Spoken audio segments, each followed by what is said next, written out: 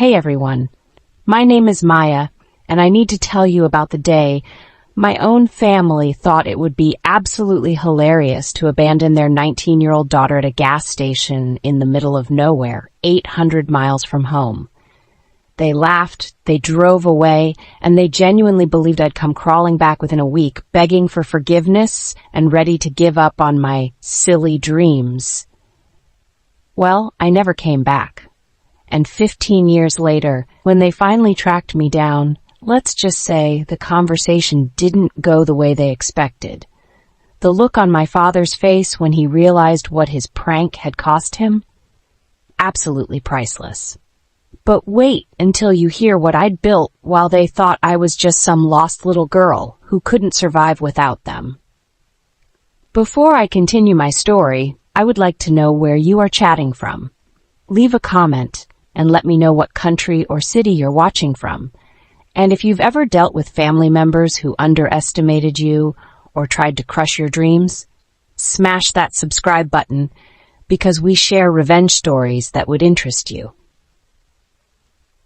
Let me paint you a picture of my family dynamics growing up in small-town Michigan.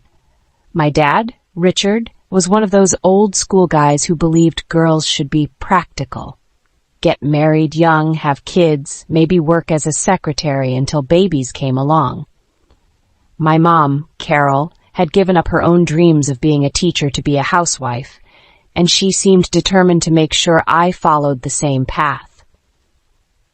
Then there were my two older brothers, Kevin and Derek. They were the golden children, the athletes, the ones who were going to carry on the family name and all that nonsense. Everything they did was celebrated, while everything I did was either ignored or criticized. I was the weird one, the dreamer. While my brothers were playing football and getting praised for their promising futures, I was in my room sketching fashion designs, teaching myself to code on our ancient family computer, and dreaming of cities beyond our little town. I wanted to study fashion design in New York, maybe start my own clothing line someday. You can imagine how well that went over at family dinners. Fashion design? Dad would scoff whenever I brought it up. That's not a real career, Maya. That's a hobby for rich girls whose daddies can support their little art projects. Mom would chime in with her favorite line, "Honey, you need to be realistic. Find a nice boy, settle down. Creative careers are too unstable for women. What if you have children?" But here's the thing. I'd been working since I was 16, saving every penny from my job at the local diner. I'd researched scholarships, applied to programs, even got accepted to FIT in New York with partial financial aid. I had a plan, and I was making it happen, with or without their support. That's when Dad decided to teach me what he called a life lesson about family loyalty. It was the summer after my high school graduation. My brothers were home from college, and Dad announced we were taking a family road trip to Colorado to visit his brother. One last family adventure before Maya goes off and forgets where she came from, he said with that condescending smile I knew too well. I should have seen the red flags. They were all acting strange during the trip, whispering when they thought I wasn't listening, exchanging looks, being weirdly nice to me. Derek even let me pick the music for a whole hour, which literally never happened. On the third day, we stopped at this tiny gas station in the middle of New Mexico. I'm talking middle of absolute nowhere, just desert and highway in every direction. The kind of place where your cell phone has no signal and the next town is 50 miles away. Dad handed me a $20 bill and told me to go inside and get snacks and drinks for everyone while they filled up the tank and used the restroom. I remember feeling happy because it was the first time on the trip that I felt useful, like I was contributing. I spent probably 15 minutes in that little store, carefully picking out everyone's favorites. I got Dad his preferred brand of coffee, Mom her diet sodas, Kevin his energy drinks, Derek his particular type of chips. I even grabbed some of those little powdered donuts Mom secretly loved but pretended were too unhealthy. When I walked outside, arms full of bags and drinks, I looked toward where our car had been parked, empty space. My first thought was that they'd moved to a different pump, maybe around the side of the building. I walked around the entire station twice, my heart starting to race. Then I saw them, our family SUV, pulling onto the highway, getting smaller and smaller in the distance. I ran. I actually ran down that highway, screaming their names, the gas station snacks falling out of my arms and scattering on the asphalt. But they just kept driving until they disappeared completely. The gas station attendant, this sweet older woman named Rosa, came running after me. She found me sitting on the side of the road, sobbing and hyperventilating, trying to process what had just happened. "Misha, what's wrong? Where did your family go?" I couldn't even form words. I just kept pointing down the empty highway, tears streaming down my face. Rosa helped me back into the station and gave me water and tissues. She let me use the phone to call home. No answer. I called my dad's cell phone, my mom's, even my brother's. Nothing. Every call went straight to voicemail. I left message after message, my voice getting more desperate each time. "Dad, please, this isn't funny anymore. Come back. I'm sorry if I did something wrong. I promise I won't go to New York. I'll stay home. I'll do whatever you want. Please just come back for me." Rosa let me sleep in the little apartment above the gas station that night. I barely slept, jumping at every sound, thinking it was them coming back. Surely this was just a cruel joke. Surely they wouldn't actually abandon their own daughter in the desert. But morning came, and they still weren't there.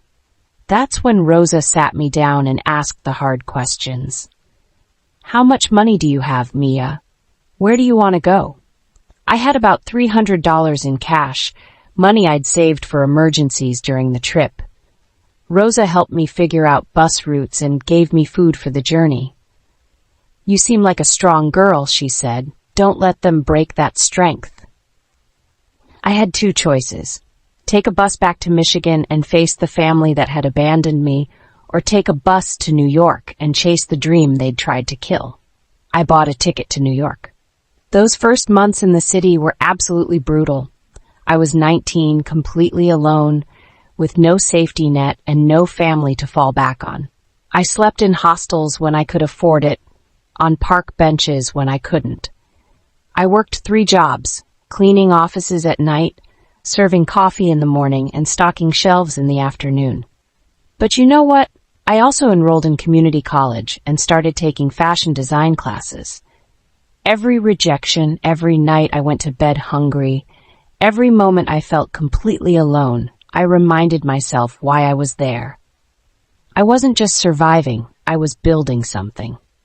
By year 2, I'd saved enough to rent a tiny studio apartment in Queens with 2 roommates. By year 4, I'd transferred to Fit and was working as an intern at a small fashion house in the garment district. Year 6 was when things really started clicking. I'd designed a line of affordable workwear for young women that caught the attention of a buyer from Nordstrom. Suddenly, I wasn't just dreaming about having my own fashion line, I was actually doing it. The whole time, I never called home. Not once. Birthdays came and went, holidays passed, and I built my life without them. Some nights I'd cry, wondering if they ever thought about me, if they regretted what they'd done. But mostly I was too busy building my empire to look back. By year 10, my clothing line Desert Rose, named after that day they left me in New Mexico, was being sold in major department stores across the country. I had a team of 20 employees, a beautiful apartment in Manhattan, and more success than I'd ever imagined possible. I also met James, a photographer who specialized in fashion shoots. He was kind, supportive, and thought my story of survival was inspiring rather than shameful. We got married in a small ceremony in Central Park, surrounded by the friends who had become my chosen family. By year 12, we had our first daughter, Lily. Holding her in the hospital, I made a promise that she would never, ever doubt that she was loved and wanted, that her dreams would be supported, not crushed. Year 15 brought our second daughter, Rose, and the expansion of my company into international markets. I wasn't just successful. I was thriving beyond anything my family had thought possible for their impractical daughter. Then, on a Tuesday morning in March, my assistant buzzed into my corner office overlooking Times Square. "Miss Chen Rodriguez," she said. I'd kept my maiden name professionally but taken James's name personally. "There's a man here who claims to be your father." My hands started shaking. After 15 years of silence, he was just there. "Send him in," I managed to say. Dad walked into my office looking older, grayer, more weathered than I remembered. His eyes immediately went to the floor-to-ceiling windows, the awards on my walls, the photos of fashion shows and red carpet events where celebrities wore my designs. "Maya," he said, and his voice cracked. "My God, look at all this." I stood behind my desk, using it as a barrier between us. "What do you want?" He couldn't seem to stop staring around my office. We need to talk." 15 years too late for that, don't you think? "Please. Can we sit down?" Against my better judgment, I gestured to the chairs in front of my desk. He sat down heavily, suddenly looking every one of his 67 years. "How did you find me?" I asked. "Kevin saw one of your dresses on some awards show.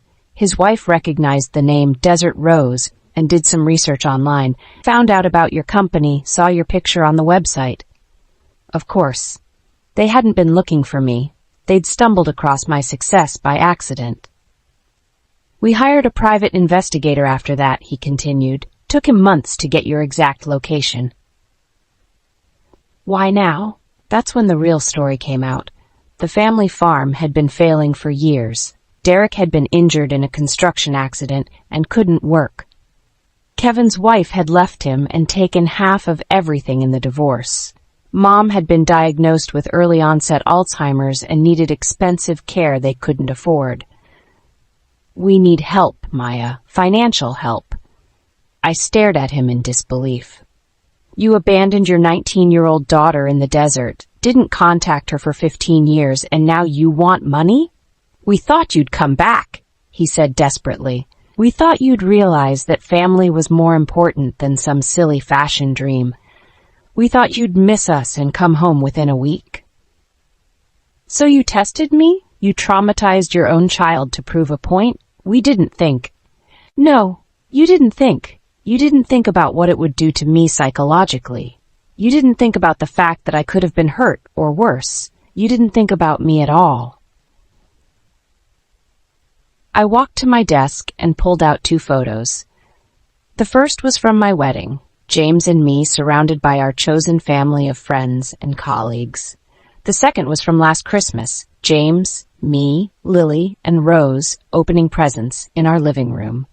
"This is my family now," I said, placing the photos where he could see them. "These are the people who celebrated my first fashion show, who held me when I had nightmares about being abandoned, who never once made me feel like my dreams were silly or impractical." Dad's face crumbled as he looked at the photos. Those are my granddaughters?" "No," I said firmly. "Those are my daughters. Your granddaughters would have been the children of the broken girl you expected to come crawling back. These girls are the daughters of the woman who survived your cruelty and built something beautiful despite it. Maya, please, we made a mistake, a terrible mistake, but we're family. Family doesn't abandon family in the desert." The words came out louder than I intended. "Family doesn't test love by withdrawing it. Family doesn't make you choose between their approval and your dreams."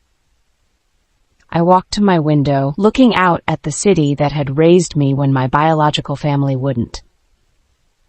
Do you want to know what the worst part was? It wasn't the fear or the hunger or sleeping in dangerous places those first months. It was the voice in my head that kept saying maybe they were right. Maybe I was just a silly girl with impractical dreams. Maybe I should have stayed home and been grateful for whatever small life they were willing to give me. I turned back to face him. It took me years to silence that voice, years to believe I deserved the success I was building, years to understand that the problem wasn't with me, it was with people who claimed to love me but only wanted to control me. "We do love you," he said, tears in his eyes. "We've always loved you. Love doesn't abandon. Love doesn't test. Love doesn't come with conditions." I sat back down across from him. "What you had for me was possession, not love. You wanted to own my choices, my future, my entire life, and when I wouldn't let you, you threw me away." I pulled out my phone and showed him pictures from my company's latest fashion show. "See this dress? The red one with the gold embroidery? Beyoncé wore it to the Grammy Awards last month. This line alone brought in $2.3 million in orders." His eyes widened. "I built this empire from nothing, from a gas station in the desert where my own family left me to die. Every stitch, every design, every business decision was made by the impractical girl you thought would never amount to anything. Maya, we're proud of you. We're so proud." "Don't." I held up my hand. "Don't you dare try to claim pride in something you actively tried to prevent. You're not proud of me. You're shocked by me. There's a difference." I stood up and walked to the door. "I survived what you did to me. More than survived. I flourished. But I didn't do it for you, and I'm not going to share what I built with people who saw me as disposable." "Please," he begged, standing up too. "Your mother is sick. The medical bills. The mother who told me my dreams were too dangerous for women? The mother who wanted me to give up everything I wanted to become a housewife like her?" I shook my head. "I hope she gets the care she needs. I really do. But I'm not the daughter who's going to provide that care. That daughter died in a gas station in New Mexico 15 years ago." I opened the door and called for security. "These gentlemen will escort you out." As he walked past me, he stopped one more time. "The girls," he said, looking at the photos on my desk. "What are their names?" "Lily and Rose," I said. "Lily because she's delicate but strong, like the flowers that bloom despite harsh conditions, and Rose because she's beautiful and resilient, like the desert roses that grow in the most unlikely places." He understood the message. "Maya," he said one final time, "we never meant—" "Yes, you did," I interrupted. "You meant every bit of it. You wanted to break me, and when I wouldn't break, you wanted me gone. Well, congratulations. You got your wish. I'm gone." I watched from my office window as security escorted him to the elevator. He kept looking back at my building, at the sign with my company name, probably trying to reconcile the successful woman I'd become with the silly girl he'd abandoned. After he left, I sat in my office for a long time, looking at the photos of my real family. Then I called James. "Hey, beautiful," he answered. "How's your day going?" "I need to come home early," I said. "I need to hug our girls and remember why I fought so hard to build this life." "Everything okay?" "It is now," I said. "It really is now." That evening, I sat with Lily and Rose while they showed me their latest art projects. Lily had drawn our family as superheroes, and Rose had made a collage of all the places she wanted to visit when she grew up. "Mommy," Lily asked, "why are you crying?"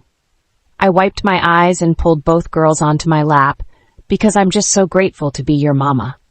"We're grateful you're our mama, too," Rose said seriously. "You're the best mama in the whole world." And in that moment, I realized something profound. The family that abandoned me thought they were teaching me about loyalty and practicality. What they actually taught me was the difference between people who love you and people who love controlling you. They also taught me that sometimes the greatest revenge isn't about hurting the people who hurt you.